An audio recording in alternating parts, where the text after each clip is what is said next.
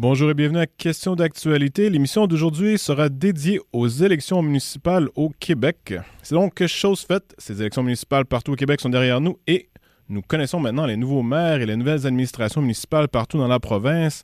À Québec, le maire sortant Bruno Marchand est reconduit alors qu'à Montréal, l'administration sortante de Projet Montréal se voit montrer la porte de sortie et une nouvelle mairesse est élue avec une majorité au conseil de ville, soit Soraya Martinez-Ferrada. Pour en parler, nous recevons Marc-Antoine Desjardins, avocat et ancien candidat à la mairie de Montréal, ainsi que François-William Croteau, PDG à l'Institut de résilience et de l'innovation urbaine et anciennement maire d'arrondissement de Rosemont-la-Petite-Patrie de 2009 à 2021. Messieurs, bonjour. Bonjour. Et bienvenue. Bonjour, merci. Premièrement, vos impressions en lien avec les résultats des élections à Montréal. On va commencer avec M. Croteau. Montréal et au Québec, là, généralement, là, ne vous gênez pas. J'irai par deux tendances générales qu'on peut remarquer. Ce qu'on peut voir hier, c'est tout d'abord tous ceux qui se représentaient pour un deuxième mandat dans les grandes villes du Québec, pas de surprise, ont été reconduits. C'est rarement le cas là, qu'après un mandat, un maire ou une mairesse perd à la suite. Habituellement, les électeurs ont tendance à donner la chance à un deuxième mandat. On a pu voir donc que ceux qui faisaient partie de ce qu'on appelait la nouvelle vague en 2021 ont principalement gagné, donc les 10 plus grandes villes. Je ne suis pas surpris des résultats. Peut-être un peu à Québec, cela dit. Gros résultat de la part de Bruno Marchand qui arrive vraiment avec les coups des franches. 49 je pense. Près de 50 du vote. 18 sièges sur 21. Très forte majorité. Évidemment, lendemain de veille difficile pour les opposants traditionnels au tramway. Je pense que le message est assez clair. On ira de l'avant et là, on peut déjà se commettre sur le fait que c'est probablement la dernière élection sur le tramway à Québec. À Montréal, la couronne du Grand Montréal, on l'a vu à Laval et Longueuil, les deux jeunes maires ont rentré de façon assez significative. À Longueuil, il n'y avait pas vraiment de course, bien honnêtement. C'est un candidat qui s'est présenté pour la formalité. Mais Laval, très beau score de la part de Stéphane Boyer. Maintenant, Montréal, un changement profond. Faible majorité pour Soraya, 34 votes. Il faut se rappeler que la majorité au conseil, c'est 33. Donc, mais majorité quand même, avec des alliances fort probablement avec la mairie d'Anjou et de La Salle, ce qui va lui donner donc un 38-39 sièges sûrs lors des votes, ce qui veut dire qu'elle pourra mettre en place assez rapidement son agenda politique pour pouvoir y arriver. On a vu hier un vote de Projet Montréal s'effondrer dans plusieurs endroits, particulièrement, et c'est un peu ce que j'avais vérifié, le Rivière-des-Prairies, Pointe-aux-Trembles, Huntsic, Cartierville, deux endroits où on avait deux mairesses qui avaient gagné 2 fois leur élection avec des bons scores. Dans Huntsic, Émilie Thuillier, là, c'est un raz-de-marée. C'est 100% des sièges qui sont perdus pour Projet Montréal. Côte-des-Neiges, Notre-Dame-de-Grâce, il y a uniquement Peter McQueen, le survivant, 5e mandat, qui va chercher, qui a survécu à cette vague-là. Verdun, ça a été très serré. Donc, on voit là, que les plaques tectoniques ont bougé à Montréal. Les gens qui disaient vouloir du changement l'ont exprimé. Maintenant, on a entendu le message hier de la nouvelle mairesse parler souvent de ensemble, travailler ensemble, réunir les gens, plusieurs éléments sur la table. Première chose qui l'attend, bien évidemment, le budget. Elle a à peine 1 mois pour adopter un budget qui a été préparé par l'administration précédente. On verra ce qu'elle pourra faire. Gros défi, grosse tâche qui l'attend. Heureusement pour elle, elle a des vœux routiers qui l'accompagnent, des gens qui ont même déjà été au comité exécutif avec Gérald Tremblay, des gens qui ont l'expérience de la machine municipale, savent à quoi s'attendre, connaissent bien les rouages de l'adoption d'un budget, entre autres Alain de Souza, qui a déjà été responsable des finances au comité exécutif. C'est très bien manœuvré. Alors, je pense que pour ce que j'ai vécu, moi, personnellement, 2017, je pense que la transition va être plus facile pour cette nouvelle administration, contrairement à Projet Montréal en 2017, où la très vaste majorité était des nouveaux venus qui n'avaient jamais dirigé. Le choc avait été, je peux vous le dire, assez terrible pour les gens qui avaient pris le pouvoir à l'époque. Marc-Antoine Desjardins, vos impressions? Pour l'élection de Montréal, c'est certain que c'est une Effectivement, le vent de changement, mon collègue le décrit très, très, très pertinemment. Ce qu'on voit, c'est aussi les surprises. Bon, bien sûr, Ensemble Montréal, on en reparlera, mais moi, c'est la forte montée d'un discours d'opposition anti-système personnifié, incarné par Gilbert Thibodeau et Action Montréal, qui est passé, rappelons-le, de 2021 à un inconnu, à 1% quelques. Il y avait eu, je pense, 1000 quelques voix, à quelqu'un qui finit au-dessus de 10%. Ça, c'est quand même pas insignifiant comme résultat. Et malheureusement pour Projet Montréal, le joker qui est venu, le pourfendeur de Projet Montréal, ben on sait c'est qui, c'est le parti de Transition Montréal de Craig Sauvé. Moi, quand on fait les calculs, là, ma plus grande, du moins l'émotion qui est la plus forte par rapport à M. Rabouin, c'est de voir que Craig Sauvé est venu lui enlever 8% de voix. Si on regarde, en fond, c'est une espèce de guerre du monde progressiste à Montréal. Et on voit que ça l'a coûté très cher à M. Rabouin. Il a été difficile pour lui de prouver à l'électorat qu'il pouvait arriver avec une nouvelle virginité pour l'élection, avec un renouveau. C'est difficile de porter les souliers de 8 ans d'usure de Valérie Plante, qui a été quand même clivante à bien des égards, qui a fait des très bonnes choses pour le verdissement, la vie de quartier, l'apaisement de la circulation, les normes internationales du NACTO, le vivre en ville, tout ça, qu'on aime ou qu'on n'aime pas. Mais la culture de la voiture... Les pistes cyclables, ça n'a pas passé, par contre. C'est parce qu'il y a toujours une façon d'amener ça aussi. Et je crois que c'est pas tant les pistes cyclables, à mon avis, que l'écœur en titre du monde et l'alternance du pouvoir, normalement, après 2 mandats, à moins qu'on soit à Rosemont et qu'on en a eu 3 de suite. blague sympathique, mais bon, amicale également. Force est d'admettre que Valérie Plante est sortie d'une façon qui laissait très peu de place à M. Rabouin de prouver sa valeur, à mon avis. En plus qu'il y a eu le choc de titan avec Transition Montréal, ça ne l'a pas aidé. Puis on a vu le résultat. Admettons que Valérie Plante se représente. Est-ce qu'elle gagne? Non. Il faut comprendre un peu la dynamique. T'sais, moi, je viens du parti. Je sais un peu comment ça fonctionne. Puis, il y a des gens qui me posaient la question, je me rappelle, à la mi-mandat, du 2e mandat de Valérie Plante, puis tout le monde me disait... Mais qui va être capable de déloger Projet Montréal? Il faut se souvenir, l'opposition à l'époque, là, c'était familique à Montréal. Il n'y a pas de chef, ou pas vraiment de chef Ensemble Montréal. Moi, ce que je disais aux gens, c'est qu'il allait avoir un parti à la gauche de Projet Montréal qui allait se créer par insatisfaction de la livraison du 2e mandat de Valérie Plante, qui, essentiellement, en termes de mobilité, il ne s'est rien passé là, dans le 2e mandat. Et c'était la base et le fondement de Projet Montréal. Autre élément... Ça a pris des années, ça a pris presque 2 mandats complets avant d'adopter le premier plan d'urbanisme depuis 1993, qui était aussi un autre fondement de Projet Montréal. Quelques éléments là, fondamentaux qui faisaient que Transition Montréal s'est créée par insatisfaction, un peu comme Québec solidaire avec le Parti québécois à l'époque. Et ce qui a fait une certaine division. Maintenant, c'est toujours... périlleux de faire un calcul exact. L'autre élément qui a été aussi... Parce que, disons-le, si on rajoute les votes, oui. le pourcentage de votes que Craig Sauvé a reçu à celui de Luc Rabouin, on est à peu près 43-44 oui, donc on a une égalité avec Martinez-Ferrada. Mais c'est pas automatique, ce genre de calcul. Non. L'autre élément que je voudrais souligner qui est fondamental, et je ferai une comparaison avec Mark Carney, Justin Trudeau et Valérie Plante, Luc Rabouin. Valérie Plante est restée en poste pendant que Luc Rabouin était le chef de Projet Montréal. Comment voulez-vous qu'une personne puisse se distinguer, faire sa place, s'éloigner d'une certaine manière du mandat? Il avait les 2 mains liées, c'est-à-dire que chaque décision prise par Valérie Plante jusqu'à la fin du mandat, il y était attaché. Donc, elle n'a pas laissé la place à son successeur de prendre vraiment toute la place.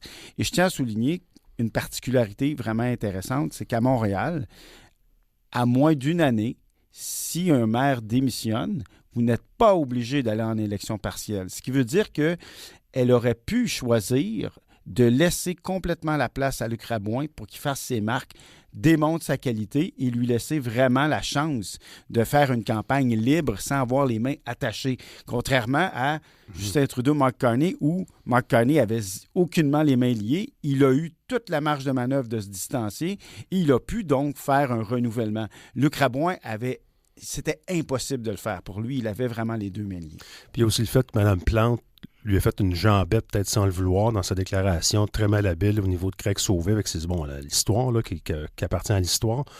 la situation qui appartient à l'histoire, pardon. Par contre, il y a eu aussi un début de campagne difficile. C'est un accouchement qui était douloureux, on le voyait, on le sentait, puis aussi, à mon avis, peut-être des décisions au niveau du marketing qui étaient difficiles, comme le maire du 514 versus 450. Ça me semble habile, pourtant. Je suis pas sûr. C'était beaucoup dans le négatif. Et les gens sont déjà assez... on baigne déjà là-dedans. Je te donne plus l'élection de Mark Carney. Puis bon, ce qui se passe aussi de la frontière, peu importe où on se situe sur l'échiquier politique, en rajoutant un peu plus, j'avais l'impression qu'on voulait ramener un peu l'espèce de buzz, pardon l'expression, l'espèce de momentum qu'on avait vu en 2017 avec l'homme de la situation. Non, là, on avait Marie-Claude qui disait, non, c'est pas un gars super flamboyant, mais c'est le gars qui est à l'exécutif, qui est compétent. Et en effet, c'est un homme compétent, Luc Rabouin. Je le connais depuis l'élection de 2019 partielle sur le plateau. C'est un chic type. Mais le vent ne prenait pas dans ses voiles. On avait l'impression que les roues tournaient. La base était là, l'écoutait, mais la base avait aussi il y avait une division, comme on a vu avec M. Sauvé. Ça, c'est une guerre, à mon avis, qui a coûté très cher, il a perdu beaucoup de cartouches là-dessus. Il aurait dû s'entendre, au lieu que Craig Sauvé naisse de la cuisse de Jupiter, d'un projet Montréal. Ça n'a pas aidé Luc, et ça a fait aussi, je trouve, que sa campagne de pub était très, très, très axée sur le ressentiment, le négatif, donc la lutte des pistes cyclables. Donc, c'était toujours en réaction à Fernanda Martinez. On arrivait avec des pancartes, cette piste cyclable est un danger. Non, là, on biffait est en danger. Je suis quelqu'un, je suis un avocat du vélo, là, j'en fais à 90% de l'année, à chaque mois, 4 saisons par année. Je ne me retrouvais pas dans cette publicité-là, honnêtement, négative, encline, sur quelque chose d'une espèce de réaction à Fernanda Martinez. Pendant que cette dame-là arrivait, on sentait effectivement avec les vieux routiers de l'establishment d'Ensemble Montréal qu'elle arrivait avec une machine huilée qui était prête à livrer son message. Et ça semble être ça qui a percolé dans la tête des gens. Luc avait le passif de Valérie Plante, Luc Rabouin. C'était très difficile. Et oui, c'est quelqu'un qui est peut-être un peu plus effacé comparativement à Luc Ferrandez, à M. Croteau à mes côtés, qui sont des personnalités fortes, charismatiques, qu'on aime, qu'on apprécie, peu importe où on se situe. Luc Rabouin, c'est plutôt une force tranquille. Pas un charisme énorme, hein, c'est mon frère. Non, mais ce que je veux dire, c'est ça. Mais quand que vos propres candidats l'amènent de l'avant, c'est que ça va aller percoler dans la tête des gens qui ne sont pas nécessairement des vendus à Projet Montréal. Et à mon avis, non. L'angle de pub marketing de la campagne n'était pas bon. Puis il y a eu le retard dans les pancartes électorales aussi. Il y a eu les écueils avec effectivement Craig Sauvé, l'agent bête de Valérie Plante, l'omniprésence, le fantôme de Valérie Plante, là, qui était effectivement à bon escient, François en a parlé. Il n'y avait rien pour aider Luc Rabouin, pour changer la donne, puis pour arriver avec un message comme quoi « je suis un changement d'administration ». Non, il tirait un boulet qui était pratiquement immuable, là. Parlons de Martinez Ferrada. Bon, mairesse élue, on l'a mentionné, majorité au conseil municipal. Elle promet donc 10 actions stratégiques lors des 100 premiers jours. Monsieur Croteau, à quoi est-ce qu'on peut s'attendre? De l'action, vraiment de l'action? Oui. Ben, en fait, comme je le disais, elle a quand même des gens qui ont déjà géré la machine. Quand on regarde les 10 actions qui ont été proposées, ce sont des actions qui sont quand même assez réalisables. On n'est pas là dans les grandes révolutions. On est surtout dans l'enclenchement d'un changement. Parce qu'il faut se rappeler un élément important. Le budget qui va être voté, c'est pas ça qui va faire la marque de la première année du mandat de Soraya Martinez Ferrada. Parce que c'est impossible en 30 jours de complètement mettre ce budget-là à nos couleurs. Il faut essentiellement essayer de mettre certains éléments, mais le budget va être adopté à 80% comme il est déjà planifié. De toute façon, la marge de manœuvre pour avoir fait le processus, la marge de manœuvre, là, réellement, sur nos orientations politiques, elle est minime dans un budget de 7 milliards parce que la majorité sont déjà engagés dans des ressources humaines, contractuelles, etc. Par contre, les actions à poser pour l'avenir qui auront des incidences en matière d'habitation, en matière culturelle, en matière de mobilité, gestion de chantier, sécurité. Intelligence artificielle, sécurité, etc. On n'a pas là des engagements où on vient dire « je vais tout changer ». Ce sont des engagements où on va enclencher une discussion. Ce sont donc le démarrage de chantier. Donc, il faut que les gens s'attendent à quelque chose qui est un démarrage et non pas des résultats au bout de 100 jours où soudainement tout va être résolu. C'est impossible de résoudre des problèmes aussi systémiques que la mobilité, l'habitation, l'itinérance, etc. Ce sont des problématiques qui sont fondamentales pour une ville comme Montréal et donc le travail de fond devra s'entamer. C'est ce qu'elle lance comme message. En fait, ce qu'elle lance comme message, c'est une approche qui va la distinguer et aussi des orientations qui vont la distinguer. Après ça, on la jugera dans 4 ans, à savoir est-ce qu'elle a vraiment réalisé. Mais c'est intéressant d'avoir déjà 10 chantiers qui vont être mis en œuvre pour les 100 premiers jours et qui essentiellement ne demandent pas de vote au conseil ou à peu près, surtout des décisions qui seront de l'exécutif, qu'elle peut prendre elle-même et qui permettront déjà d'envoyer un message de changement auprès de la population. Un point aussi intéressant, je vais faire du pouce sur ce que François mentionne, c'est François William. Il y a aussi le fait que durant les 100 premiers jours, beaucoup de ces aspects-là, des 10 promesses, notamment la sécurité, l'itinérance, l'habitation, c'est pour beaucoup des enjeux qui sont aussi en collaboration avec les gouvernements supérieurs. L'habitation, la sécurité, les caméras corporelles sur la police, tout ça. C'est toutes des enveloppes qui devront être discutées, des enjeux, des dossiers. Et là, c'est là qu'on va vraiment voir la facture personnelle de Mme Ferrada-Martinez. Est-ce qu'elle va être une femme clivante qui va se mettre à dos le provincial et le fédéral? Je ne le crois pas. Je ne lui souhaite pas. Je pense. Certains parlaient d'un front commun Laval, Montréal, Longueuil versus Québec. C'est très possible. Écoutez, Québec, le provincial, pas oui, la ville. Oui, mais ce que je veux dire, c'est que quand tu es maire d'une ville comme Montréal, de la métropole du Québec, à mon avis, il faut que tu aies des bonnes relations. Tu peux avoir un agenda différent, une idéologie différente, mais il faut que tu sois capable de discuter. Et souvent, on ne sentait pas ça avec Mme Plante. On sentait qu'elle se mettait souvent en porte-à-faux, que ce soit sur la ligne rose, un paquet de choses. Juste durant la pandémie, elle donnait des pamphlets, elle a comme marché sur les orteils de M. Legault. Tout ça, c'est du passé. Mais Mme Ferrandez-Martinez... Tous les médias ont des problèmes en ce moment. Là, on réécrit le script au complet. Juste sa pancarte, écrit Soraya. On va l'appeler Soraya. Mais elle doit, à mon avis, cultiver des bonnes relations avec les paliers supérieurs. Et le fait qu'elle vient du fédéral également va aider, à mon avis, à sa mission parce que itinérance, juste aujourd'hui, dans le Parc Baldwin, 2 tentes. Okay? Il y a 2 tentes. 2 hommes. Essentiellement, c'est des hommes qui sont souvent sous les tentes, là. 2 itinérants. Et ça, c'est surprenant dans le Parc Baldwin. Beaucoup de femmes de plus en plus. Oui, effectivement, mais c'est minoritaire. Oui, effectivement. Oui. Mais historiquement, l'itinérance, c'est un phénomène masculin pour beaucoup. Une détresse des hommes. Et j'ai vu 2 tentes dans le Parc Baldwin et ça m'a frappé. Alors, il y a des enjeux. Elle va avoir, les 12 travaux d'Astérix. Là, on va avoir les 12 travaux de Soraya, Martinez-Ferrada. Elle a du travail, elle a du pain sur la planche. Et je lui souhaite la meilleure des chances et surtout de rallier les Montréalais qui n'ont pas voté pour elle. Là, c'est le temps d'arrêter de se diviser à Montréal sur des enjeux bancals comme les pistes cyclables. Par contre, on peut mieux synchroniser les travaux, on peut bien gérer la ville, faire des pistes cyclables, amener une ville fluide à basse vitesse, intelligente, sécuritaire pour les plus vulnérables. On n'y échappe pas. On ne reviendra pas dans le Far West. On s'en va en avant. Les villes vont grossir, la densité urbaine, mais tout ça peut se faire à échelle humaine. Comme Projet Montréal l'a fait depuis longtemps. On peut corriger maintenant le paquebot. On doit l'amener à bon port. Et je pense qu'elle a un mandat qui va être très difficile. Les finances, changer la mentalité dans la prestation de service, ça va être tout un dossier à Montréal. Faire des coupures de 1000 fonctionnaires municipaux?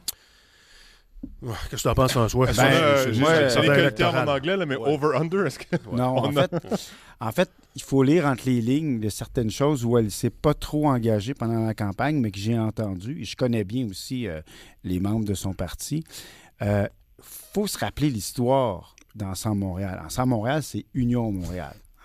Donc, c'est le même parti. C'est un parti foncièrement décentralisateur. Gérald Tremblay a construit ses élections sur le fait de laisser la place au maire d'arrondissement. C'est comme ça aussi qu'il a sauvé la ville lors du référendum en disant les maires d'arrondissement vont conserver leur autonomie fiscale, réglementaire, etc. Sous l'égide de Denis Coderre et de Valérie Plante, il y a eu un grand vent de centralisation par les 2 maires. Je l'ai entendu souvent, hein, les petits rois d'arrondissement, etc., etc. Ce que Soraya Martinez a mentionné, 2 choses. 1, elle va créer une table des maires. Et 2, rapidement. Elle veut redécentraliser certains services et redonner des pouvoirs aux arrondissements pour mieux coordonner les activités. Ça va être important. De retour après la pause, restez avec nous. On va parler de la première mairesse issue de l'immigration.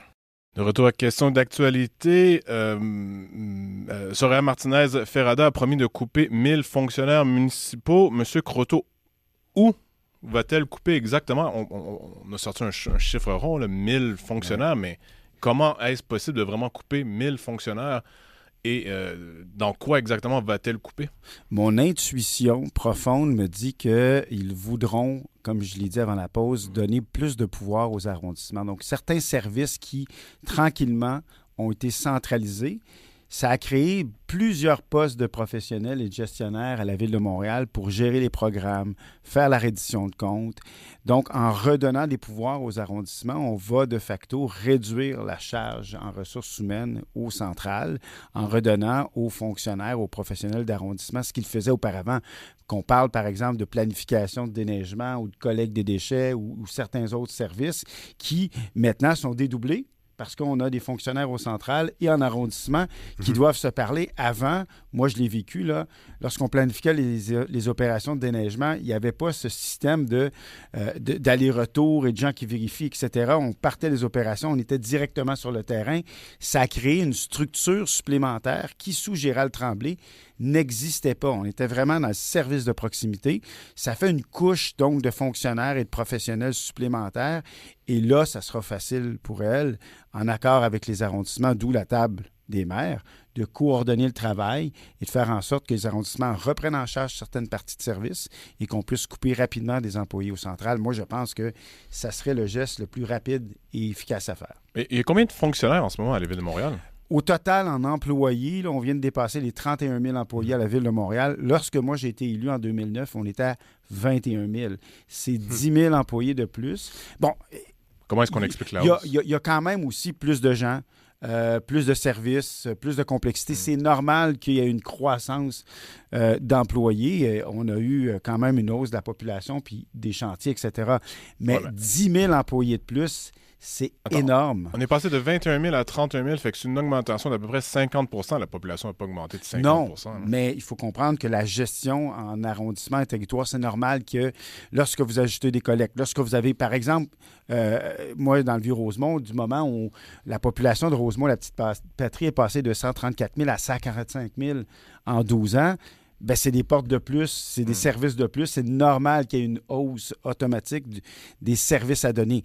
Mais ce qu'on a vu le plus augmenter, ce sont les professionnels et les fonctionnaires à la Ville de Montréal qui, essentiellement, font des programmes. Ils ne font pas du service de proximité. C'est là qu'il y a eu un décalage et c'est là, je pense, qu'il y a un gros travail à faire. Le danger, par contre, c'est de perdre le contrôle en matière d'ingénierie ou d'infrastructure et envoyer 100% au privé comme c'était le cas avant. Et là, on se met en danger de revenir en arrière. Ça, on l'a vu, mais tu sais, bon, pour ce qui est du déneigement, moi, je me rappelle de l'époque du frère de M. Tremblay. Et c'était pathétique. Je prenais la rue Berry, là, puis on traversait à travers 2 arrondissements, là. Puis je veux dire, c'était le jour puis la nuit, là, du centre-ville, de Vigier jusqu'à Plateau-Mont-Royal. Moi, je capotais, là. J'en revenais pas, dans le sens que c'était, ou Sherbrooke, un côté versus l'autre, c'était le manque de coordination. Fait que j'entends créer une structure pour harmoniser les mairies d'arrondissement. Je pensais avec circonspection, parce qu'il y a déjà un bureau d'harmonisation au niveau administratif des arrondissements à Montréal. Moi, je trouve qu'il y a beaucoup de chefs, pas assez d'Indiens. Il y a beaucoup de monde. C'est une structure qui est très lourde. Je regardais par rapport à Toronto, à l'Ontario, c'est une population de 16 millions d'habitants. Il y a moitié moins de villes, sauf erreur, en Ontario. À quelque part, on ne peut pas toujours grossir l'appareil municipal pour arriver. Parce que sur le constat est le suivant. On voit qu'il y a des services qui échappent à la ville. Est-ce que c'est parce qu'il y a trop de monde? Est-ce que c'est parce qu'on ne se parle pas, comme François disait? On doit harmoniser des services qui, à la base, devraient être pratiquement directs. On ne devrait même pas se questionner sur le déneigement d'une ville. On ne devrait pas poser des questions. Ça devrait être normal, un réflexe de J'ai lu déneiger. quelque chose juste avant le début de l'entretien. Et apparemment, du point de vue de l'électeur moyen, tout ce qui est autour de lui dans sa ville est municipal. Donc même l'hôpital qui est à côté, qui est clairement... C'est ça. Il ne sait pas, lui. qui vient du provincial, qui est de la santé, là, qui découle de la santé. Pour lui, à ses yeux, tout est municipal. Les autobus, la même chose. C'est quand même municipal, mais c'est financé par le provincial. Ne peut plus ou moins distinguer ces choses-là. Est-ce que ça a joué un rôle aussi? Oui, ça, on l'a vu. Entre autres, pour le 10 % de Gilbert Thibodeau fait partie de cette insatisfaction. Mais généralement, aujourd'hui, on le voit. J'ai écrit 2 livres là-dessus, mais on parle de gouvernement de proximité. On ne parle plus d'administration municipale. Essentiellement, pourquoi? Ceux qui sont sur le front de toutes ces crises qui, normalement, ne relevaient pas des municipalités, doivent les gérer. L'habitation, à part la réglementation, ce n'est pas un pouvoir que la ville contrôle pleinement. L'itinérance, les problèmes de toxicomanie, de sécurité, santé publique, ce sont normalement des sujets qui touchent les gouvernements. Or, aujourd'hui, le gouvernement, il est loin de la réalité. Il est loin du terrain. Les villes provinciales et fédérales. Mais quand vous avez à gérer au quotidien des crises comme on vit sur l'itinérance, vous avez besoin de gens qui sont sur le terrain, qui comprennent la complexité et qui peuvent mettre en place les solutions sur le terrain. L'itinérance à Montréal qui se vit, ce n'est pas la même chose qu'à Gatineau. On ne peut pas arriver avec un programme mur à mur. On va répondre à aucun besoin spécifique. Dans un cas comme celui-ci, il faut que les villes aient beaucoup plus de leviers et de pouvoir pour y répondre. Les citoyens se foutent de savoir qui s'occupe de quoi. Ils veulent des solutions. Et donc, lorsqu'on arrive dans une campagne, et on l'a vu, là, les 3 sujets principaux n'étaient pas des sujets de la responsabilité des municipalités.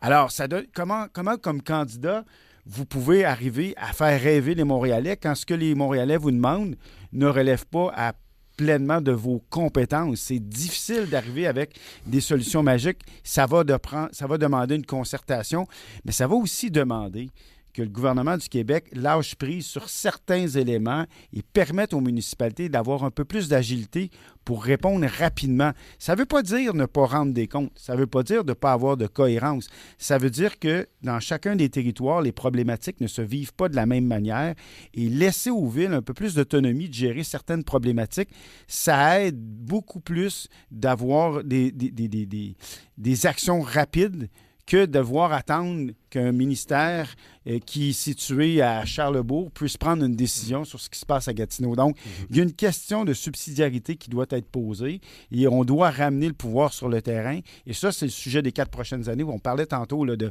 Montréal, Laval, Longueuil, mais Gatineau, Québec. Les messages des maires qui ont été réélus, c'est « Nous voulons avoir une discussion franche avec le gouvernement sur nos pouvoirs pour résorber les crises endémiques que nous vivons. » C'est intenable. Je suis tout à fait d'accord avec ça. Moi, je pense qu'on devrait même aller plus loin, c'est faire littéralement une réforme du droit municipal partout au Québec. Il y a la moitié des villes qui ont été élues par acclamation, les maires, tout ça, OK? On ne vit pas dans un monde qui est immuable. Les villes sont des super structures de proximité, en effet. C'est comme les doigts du gouvernement provincial où est-ce qu'on voit et on sent, on touche à la vie des gens directement. Il y a un ancien maire qui disait que fermer Ottawa, ça va prendre 2 semaines avant qu'on s'en rende compte. Fermer Québec, ça va prendre 1 semaine. Fermer le gouvernement du Québec, fermer l'Hôtel de Ville de Montréal, le lendemain que tes vidanges ne sont pas pris. C'était Denis Coderre qui avait dit ça, bon, la blague. Mais c'est vrai, la proximité. Mais par contre, la ville, nos villes, les grandes villes surtout, là, puis je veux dire, la loi, on devrait, à mon avis, tenir une réforme du droit municipal pour justement répondre à ces questions-là des couronnes. Le changement démographique, la place du français dans nos villes. Personne n'en a parlé pratiquement là, du bout des lèvres dans la dernière élection, mais pour moi, ça me touche. Je ne suis pas un vieux dinosaure, là. Okay? Mais on doit, à mon avis, revoir. Et j'espère que le prochain gouvernement à Québec va avoir des antennes pour ça, parce que ça va répondre aux besoins municipaux, ça va répondre aux besoins des élus qui sont là. C'est supra-idéologique, là. C'est au-dessus de l'idéologie. Ça n'a pas rapport avec qu'on soit de gauche ou de droite ou de centre. C'est pour faire fonctionner des services, des gouvernements de proximité. À mon avis, il faut qu'on revoie ça. Puis, non, ça va être un débat, ça va être un mandat très, très, très complexe pour Mme Ferrandaise. Martinez. On va y arriver. Bon, faisons justement dans la polémique un peu. On a été beaucoup trop polis jusqu'à maintenant. À l'exception des maires au 19e siècle là, qui provenaient des îles britanniques, écossais et anglais qui étaient nés là-bas, je veux dire, qui sont devenus maires de Montréal par la suite. Martinez-Ferrada est la première mairesse issue de l'immigration. Est arrivée au Québec à l'âge de 8 ans du Chili, de mémoire. Elle-même se disant la première mairesse issue de la diversité. Je la cite là, ici. Là, moi, je suis une immigrante, je suis une fille de la loi 101, je suis une fille de Montréal et je suis ici chez moi. Je vais citer également Luc Rabouin lors de son discours de défaite, si je ne me trompe pas. Je tiens à reconnaître que sa victoire aujourd'hui, ça étant Martinez-Ferrada, sa victoire aujourd'hui est historique pour la communauté latino-américaine et pour tous les Montréalais et Montréalaises issus de l'immigration. Fin de la citation. Rappelons qu'un sondage Palace du 25 octobre dernier, là, sur 600 répondants, là, ça vaut ce que ça vaut, indiquait que le vote non francophone a essentiellement permis à Martinez-Ferrada de l'emporter parce que Luc Rabouin était encore légèrement en avance chez les francophones de 2 ou 3 %. Mais le vote non francophone était presque à 50 % en faveur de Martinez-Ferrada. Est-ce qu'il y a une histoire ou est-ce qu'il n'y en a pas? Est-ce qu'il faut en parler ou il ne faut pas en parler? Est-ce qu'il y a une tendance de fond qui se dessine? M. Croteau en premier. Moi, je trouve ça intéressant. Il y a plusieurs messages dans une courte phrase comme ça. Il faut essayer de comprendre les messages sous-jacents qui sont pas subliminaux. Ouais. Premièrement, je suis une Montréalaise, c'est une réaction à la publicité et aux accusations qu'elle habitait Longueuil. Hein? Tout d'abord, ça, c'est un message très clair. Deuxième chose, il y a un double message sur ses origines et que c'est un enfant de la loi 101. Premièrement, elle sait très bien qu'on a un gouvernement au Québec et peut-être même le prochain gouvernement qui est très... La question identitaire va revenir. Va revenir. Donc, déjà, elle tend la main. Déjà, elle envoie un message qu'elle va discuter avec le gouvernement de façon ouverte. Rappelez-vous le nombre d'impairs que Valérie Plante a causé sur la langue. Elle a mis du temps à prendre des positions, souvent même dans certaines conférences de presse où elle prenait systématiquement la parole en anglais alors que c'était inapproprié. Donc, là, il y avait un message à cet égard-là à la CAQ et au Parti québécois. Ce n'est pas parce que je viens du Parti libéral que pour moi, le français n'est pas important. Et d'ailleurs, je tiens à vous dire qu'il y aura dans son plan de bureau de la culture qu'elle a annoncé dans ses 10 priorités, c'est en fonction de la culture francophone. Montréal, métropole francophone, elle l'a dit hier dans son discours. Ouais. Elle en est très fière. Et donc, vous pouvez vous assurer que sur ce point-là, ça va être un élément. L'autre point, c'est qu'en même temps, ses origines, pour s'assurer de maintenir sa base, elle le maintenait. Finalement, sur la question du pourcentage de vote, il faut simplement regarder la configuration des arrondissements qui ont voté. Les arrondissements traditionnels des quartiers centraux sont beaucoup plus francophones et c'est un vote de Projet Montréal. Les ex-banlieues, Saint-Léonard, Saint-Laurent, Pierrefonds-Roxborough, etc., beaucoup plus d'anglophones. Donc, moi, je pense que c'est circonstanciel. C'est un problème, d'ailleurs, fondamental de Projet Montréal qui devront résoudre avec la nouvelle chefferie. Comment sortir des quartiers centraux pour se connecter justement avec cette clientèle électorale qui n'ont jamais été capables d'amener vers le parti, d'être à l'écoute des gens qui habitent La Salle, Pierrefonds, Rivière-des-Prairies. Bien, cette connexion-là n'existe pas et je ne pense pas qu'il y ait une question linguistique parce qu'au sein de Projet Montréal, il y a beaucoup d'anglophones qui étaient connectés sur la communauté anglophone. Je pense plus que c'est une question de où on habite dans la ville qui a donné ce résultat. Marc-André Desjardins. C'est de la musique à mes oreilles que la nouvelle mairesse mette une emphase sur l'importance du français à Montréal. Je veux dire, tant mieux. Puis je veux dire, pas une grosse emphase. Non, mais on verra. Elle vient d'être élue. Là. On va laisser le temps, mais déjà qu'elle le dise et qu'elle le souligne, chapeau. Quoique, okay. je dirais ceci, elle le mentionne maintenant qu'elle a gagné. Mais pendant la campagne, à moins que je l'aie manqué, là, elle en a parlé très peu. Et mon analyse personnelle, c'est que, je l'ai dit ici 2 ou 3 fois, là, c'est un boulet. Parler du français à Montréal à cause des changements démographiques, tu as plus de chances de perdre des voix qu'en gagnant en parlant du français.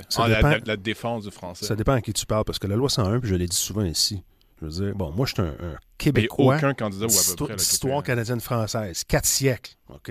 Les Ouimet ou les Desjardins. On a été ici, on a défriché la terre.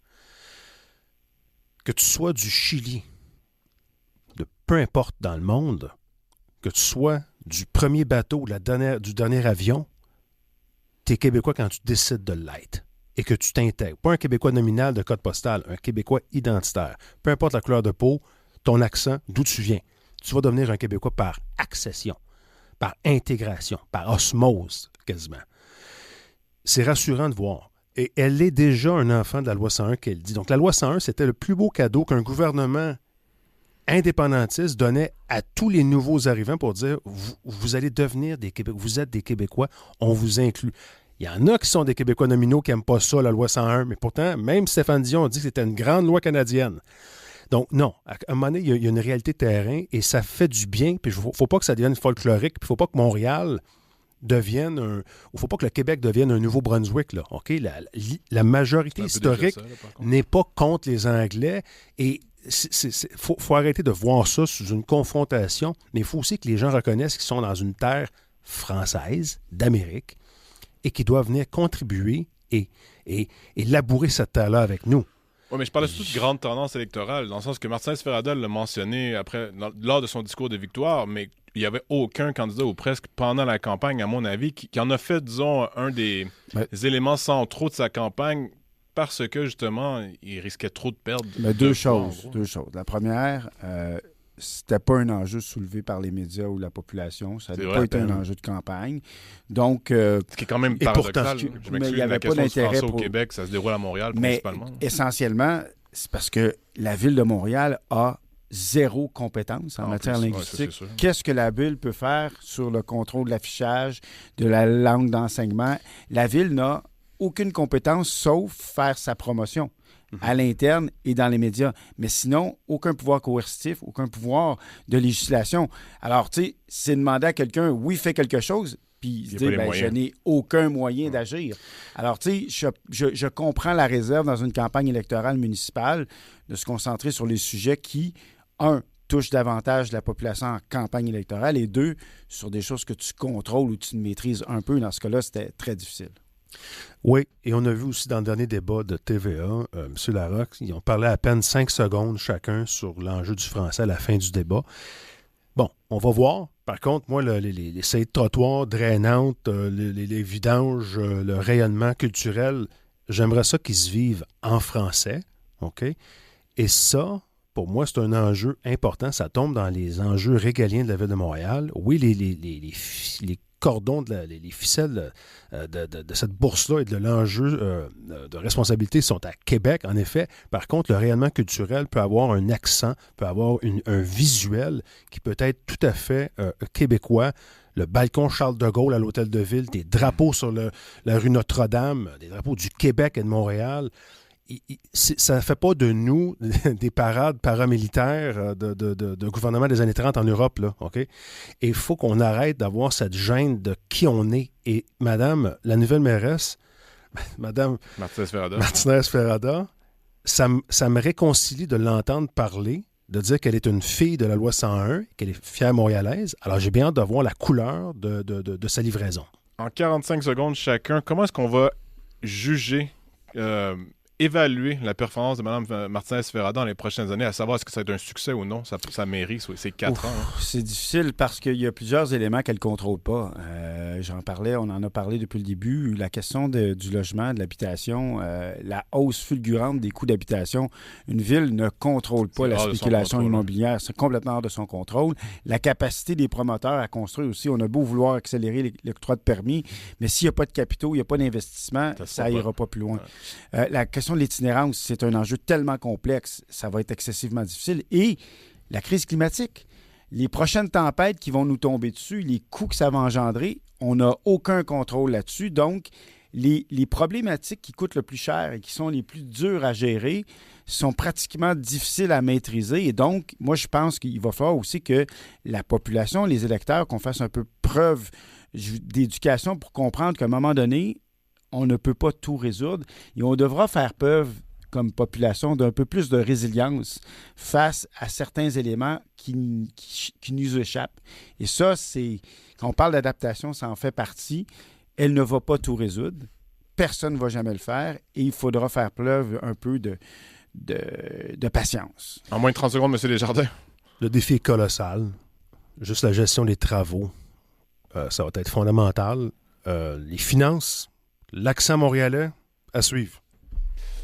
Messieurs, Marc-Antoine Desjardins et François-William Croteau, un grand merci. On invite ceux qui nous écoutent à nous rejoindre demain. Ce sera le segment Regard croisé. Et sur ce, bonne journée.